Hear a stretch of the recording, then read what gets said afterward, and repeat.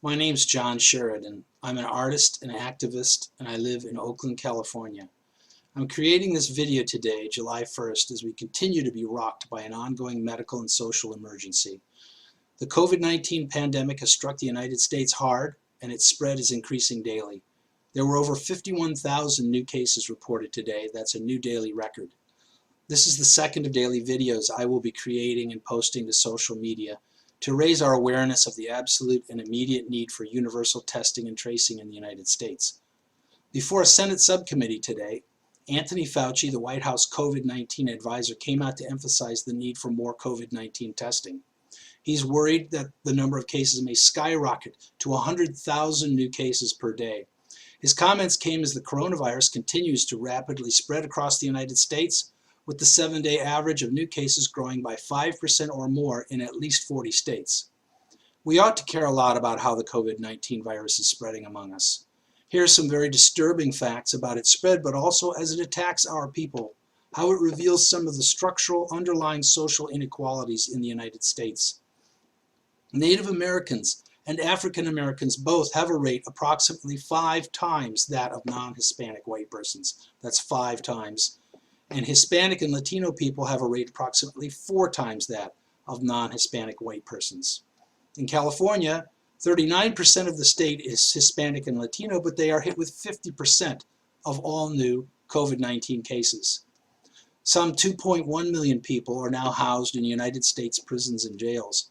And much like nursing homes and even cruise ships, jails and prisons offer ideal conditions for viral spread.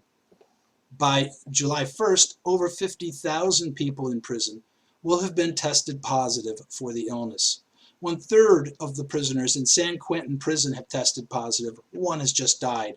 That's over 1,080 prisoners, the most in California. Federal prisons are being hit particularly hard. In May, one federal facility in North Carolina, the Buettner Correctional Complex, where preliminary testing found the majority of inmates were positive, quote, "The institutes just stopped testing and they are now assuming everyone there is infected," unquote. The first known COVID-19 death of a prisoner was in Georgia when Anthony Cheek died on March 26th.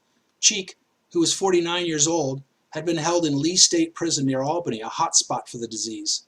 Since then, at least 584 other prisoners have died of coronavirus-related causes. By June 23rd, the total number of deaths had risen by 7% in a week. In California, there have been 26 tests per 100 prisoners, 200% higher than for California overall. But when compared with what epidemiologists like Harvard's Ashish Jha and NYU economist Paul Romer have recommended, everyone should be tested every 2 weeks. With 115,000 inmates, California should be testing about 58,000 of them each week, in order to find and quarantine, or if needed, hospitalize those testing positive or showing symptoms.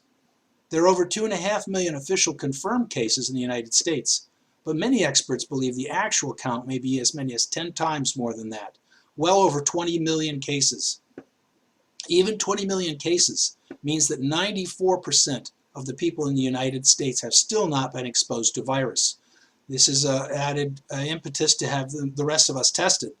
To illustrate that the United States has no national plan, the President's COVID-19 task force held only its second press conference since April.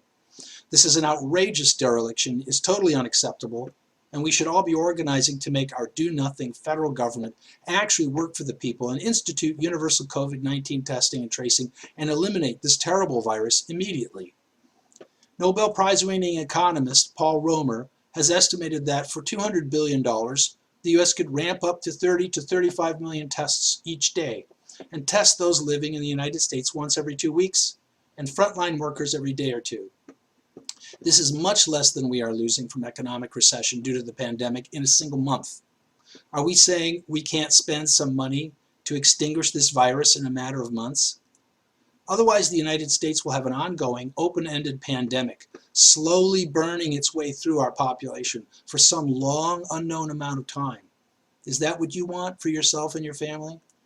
If you're wondering how anyone can know whether universal COVID testing and tracing would work, let's look quickly at some other countries and how they have already organized to face this virus and have it reduced to almost unbelievably low levels.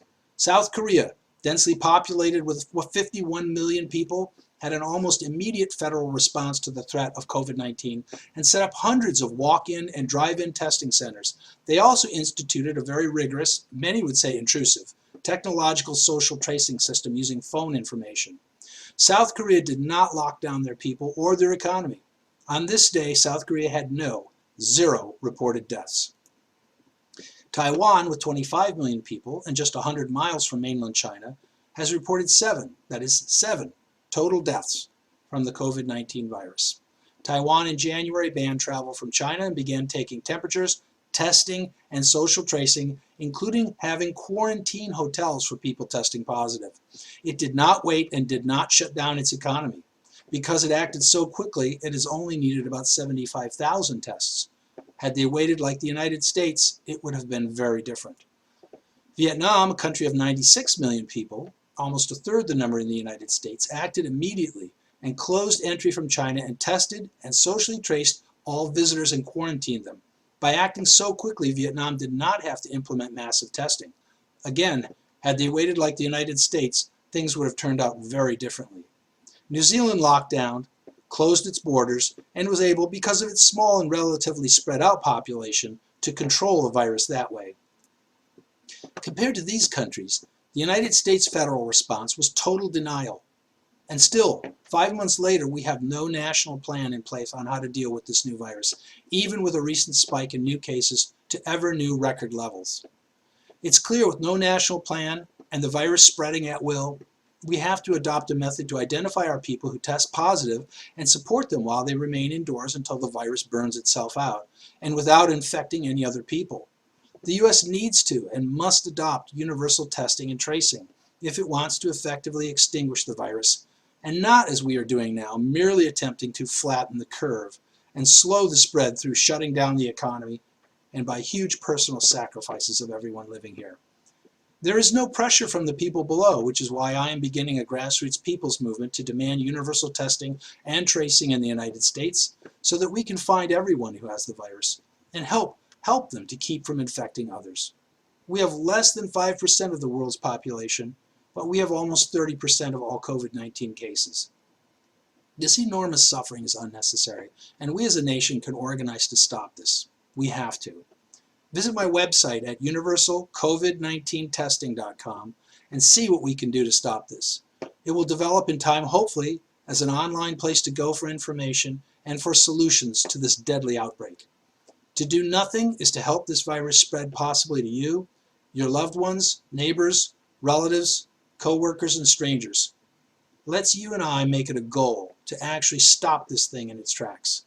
The stakes are high, but all it takes is some national funding, organization, and the will to stop COVID-19. We cannot wait for a vaccine, which may not come for another year, if then. We have to act now. Let's do it.